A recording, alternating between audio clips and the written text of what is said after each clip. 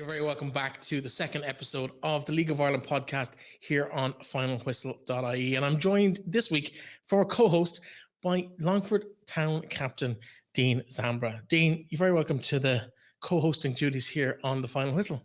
Thanks for having me and asking me to co-host with you. Absolutely. We're trying to get a nice spread of the geography of everything. So last week, Alan Keane joined us. He'll be back with us later in the season, as will you.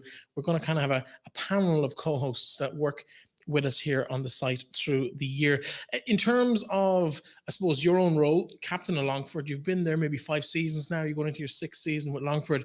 It's Premier Division football, which has been a bit of a rarity for Longford in the last couple of years. Glad to be back? Yeah, absolutely. I mean, when I joined the club, that was the ambition. Took probably a couple of seasons longer than anticipated. You know, we felt we had a strong team to get up any of those seasons, but we eventually did it last year. And it's the top division in the country, so it's obviously where all the best players are and where we want to play. And we're looking forward to getting going now in a couple of weeks' time. You did do it the hard way, though, because you were in contention maybe when the lockdown happened and the first couple of games, you looked like you might be in a title challenge. That didn't really materialise. Drogheda and Bray kind of ran away with it. And then people kind of expected Bray to win out in the playoffs, but you didn't see that script. You had your own kind of plan, and you really caused a couple of upsets to get to that spot in that promotion. What was it like being in the squad at that time?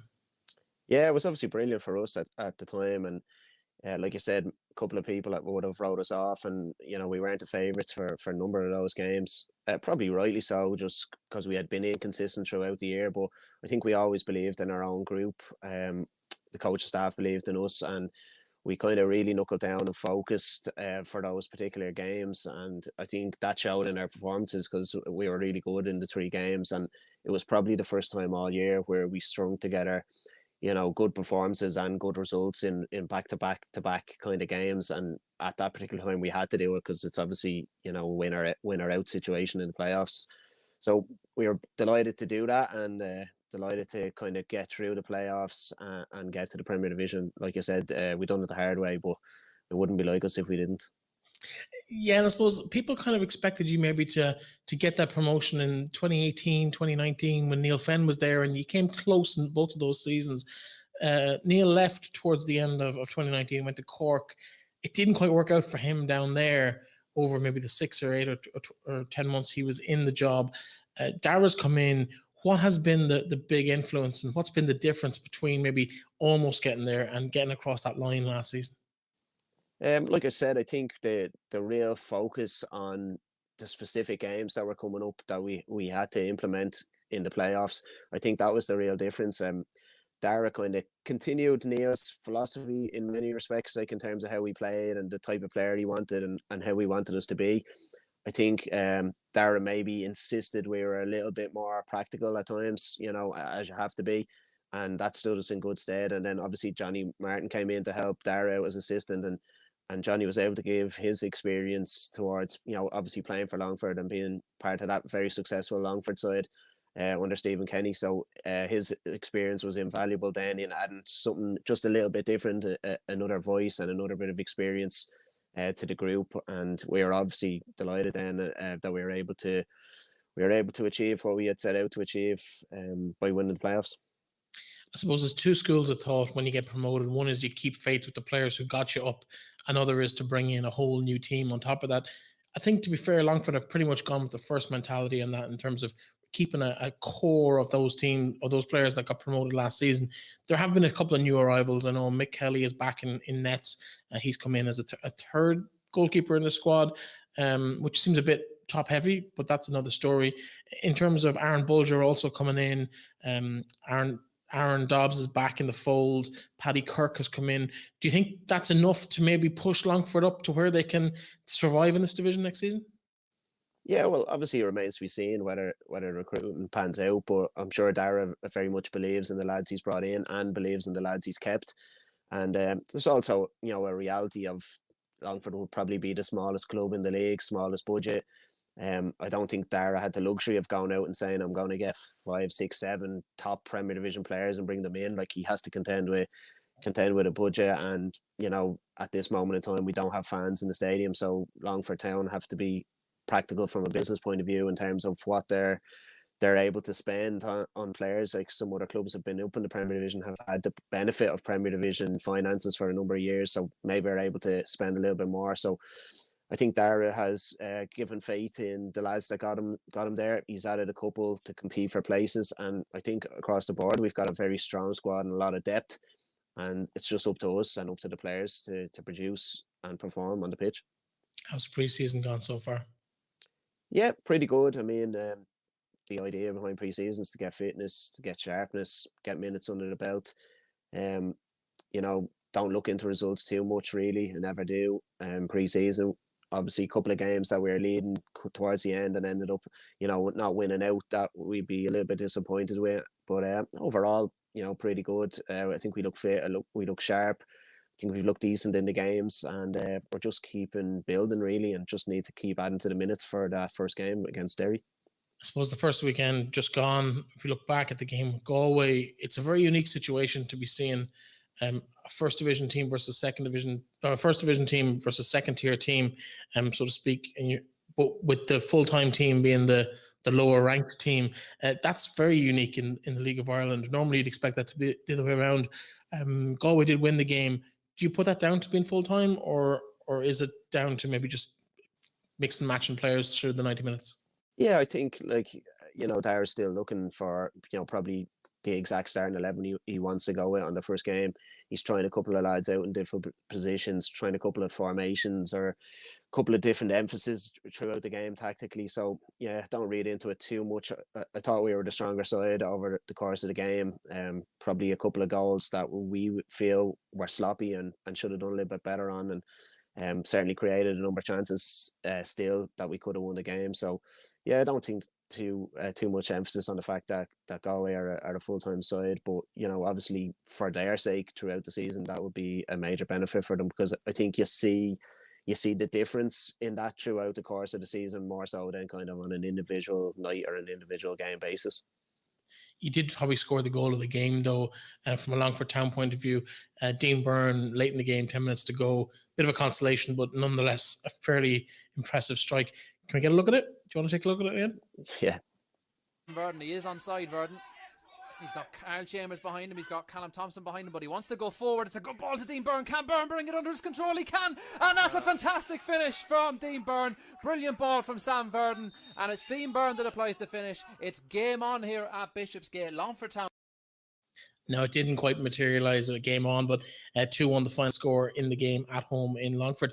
But Dean Byrne, let's talk about him for a moment, because I know we spoke on a different platform last year about Dean, and he broke his leg early on against Shamrock Rovers, ended up not missing that many games, which Longford will be very thankful for, but he came up in that strike against UCD in the last minute to kind of send everyone into raptures and put you into that playoff final against Galway. You must be delighted to have a player his caliber still at the club, and how much of an impact is he going to make on that Premier Division this year? Yeah, I think you're seeing from the goal, he just has that little bit of magic, being able to bring a ball down in tight space, shift around the defender. Maybe got a little bit of luck on that one, but I think he deserved it just because of the quick thinking and the quick feet, and then slotted the finish. And even going back to the UCD goal, absolutely magnificent goal. And Dean has that ability, that's game-changing ability, that's game-winning ability, and they're the type of players we need in the season. We might have a couple of difficult games where we only get a couple of chances, or a couple of difficult situations like that where we need someone like Dean to be able to pull a ball down, beat a couple of players and slot it in for us to get a result. So I think Dean's going to be a huge player for us.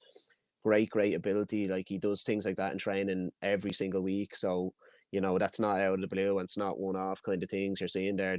He does this all the time, and we just want to be able to get the best out of Dean, whether that's, creating a role for him within the team, or whether he comes on as an impact player. Whatever we can do to get Dean to give us a boost, I know Darrell will definitely be looking to do it, because we all know the quality and the ability that he has. And of course, you're obviously trying to win the alphabetical award for the league this year. You've got, I think, 6 Aarons in the squad. Did somebody buy a job lot set of jerseys with the names already printed on them? What's the thinking behind having so many different players with the one name? That's going to get confusing, surely.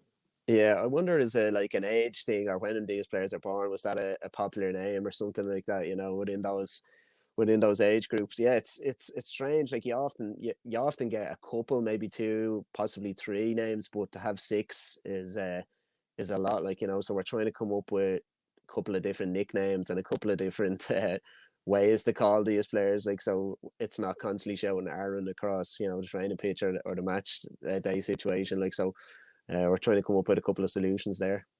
Have you put them all on the same team for like 5 and 6 aside games in training? I don't think that's actually happened yet, but it's definitely it's an idea for John Martin there when he's planning out his training sessions, put them all together. Like, Yeah, you can have that one for free, John. No problems. Well, it's a fairly big gap from the Great Ocean Road in Melbourne back to the Wild Atlantic Way of North Donegal. But someone else who had a very similar experience is yourself, Dean. You obviously, we all know Stephanie, your partner, spent a bit of time in Houston, but you were playing in the Texas Premier League as well at that time. What was your experience like? Did you have a similar experience to Stephen? yeah, I think that's why I kind of threw the question out to Stephen, just to get an idea of what he's seeing, or the levels. For me, I thought the football levels were quite good where I played in Texas Premier League. A lot of South Americans, Mexicans, kind of populating that league. So very technical league, fast pace. Just what I found was it wasn't quite as professional. I know the owner of the league, and I know a couple of the owners of the clubs. Like, they obviously do their best and do the utmost, but they weren't able to kind of get to that next level. And people that know the United States for football, like it's huge dollar investment. It's all about kind of financial investment to be able to move up the ranks. So it's regardless of how good quality your team is. So yeah, I had a small experience there. I played a regular season. I didn't go back for the playoffs, which was after Christmas, and I ended up signing for Longford over that off season here in Ireland. But it's interesting to be able to go and experience a different league, a different style of play, totally different to League of Ireland. Like I said, it was a real emphasis on technical and speed and quickness, and not a lot of big physical players, and not a great grasp of tactical and organizational kind of stuff. It was more like free for all, and fast pace, fast swingers, get the ball forward quick, and like even kind of defenders just bolting out of defense into attacking situations. So yeah, it was an interesting experience. Like I said, for me, it was probably just not at a high enough professional level to kind of continue for me. And obviously, I was asking Stephen a similar question to see kind of how he felt in terms of like infrastructure and setup and quality and that as well. And he obviously mentioned like something similar, that he was impressed with some aspects of the quality that he experienced over in Australia. In terms of where it might fit in the grand scheme of things, like people have a fair idea of what an average salary would be in the Premier Division here, and also the part-timers in the First Division, kind of the ballparks that they'd be earning. Where would the Texas Premier Division have kind of stood in that? Would it have been, because Americans invest in their sport even at the lower levels, would there have Yeah. been a decent salary? Would it have been a viable long-term career move for a player, or do you have to be in the USL or USL2 to really make a living over there?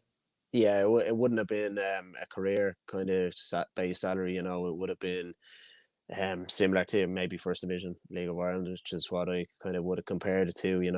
And obviously there's some teams in First Division here that have big budgets and are paying players, good money. But no, it wouldn't be a career type of thing. Like it would be very much semi professional. And like I said, they would have needed. I'm not sure the exact dollar figure, but it was a certain couple of $1 million to move up your franchise into USL. So it would be USL minimum, I think, if you were going to kind of make a move as a career move. I think it's fair to say, and I don't want to put much pressure on you, but it's fair to say that most pundits have Longford down as their favourites to be relegated at the end of the season. We talked about the budget issues. We talked about the fact that it's more or less the same squad as last year, with maybe a couple of additions, but maybe not as many as Darragh would have liked. Realistically, can they stay up? And if so, who are the 2 or 3 clubs that you're really targeting to finish ahead of this season? Or has that even come into the discussion within the club? Yeah, I don't think we can target anybody else. I mean, it's up to ourselves. I think we're pretty confident that we've got a good group. Pretty confident we've got good depth to it in the squad, and we're just eager to compete and show that we belong at this level. Like we my philosophy since I've started playing football is to try and win every game. And I know people might snigger or laugh and say, you aren't going to beat some of the top teams or whatever, but there's many ways to skin a cat, as they say. So we're going to try through whatever our game plan is each week to go and win games. And, it's quite simple as that. You don't play the game to get draws. You don't play the game to lose. You play the game to win. So our objective is to, attempt to win as many games as we can. Where that leaves us at the end of the season, we'll see. But yeah, we believe in ourselves and we believe in what we're doing. So it's up to us to prove that. Like, we can't talk about finishing high up the league or beating anyone else or finishing ahead of anyone else. We're just talking, or we're doing the work, and we have to show it on the pitch. I suppose there is also the reality that in the last couple of years, Sligo, Shamrock Rovers, Dundalk have all been turned over by Longford in cup games at various levels in the FA Cup, the League Cup over the years. So there are definitely opportunities there to surprise a few teams and maybe make a claim to stay in that division for next season. Dean, it's been an absolute pleasure to have you company on. Looking forward to having you on the show as the season progresses as well. The very best of luck to you in the rest of pre-season and when the season kicks off in what's only like 10 days now. It's kind of creeping up on you. You must be kind of excited now to be back in the Premier Division and back kind of playing games at that level. Yeah, absolutely. And like you said, the excitement is building now for the main event, the first game of the season. Like, I think as you get a little bit older, like myself, pre-season just has less and less emphasis. You just want to get into the real games, like, and you're just kind of taking over, getting the minutes in the legs and being ready to go. So yeah, excitement's definitely building for that, and we're looking forward to it. Good, and hopefully we all get to go to a few games and cheer you on later in the year. Thanks very much, and we'll have you on again in a couple of weeks. Thanks for having me.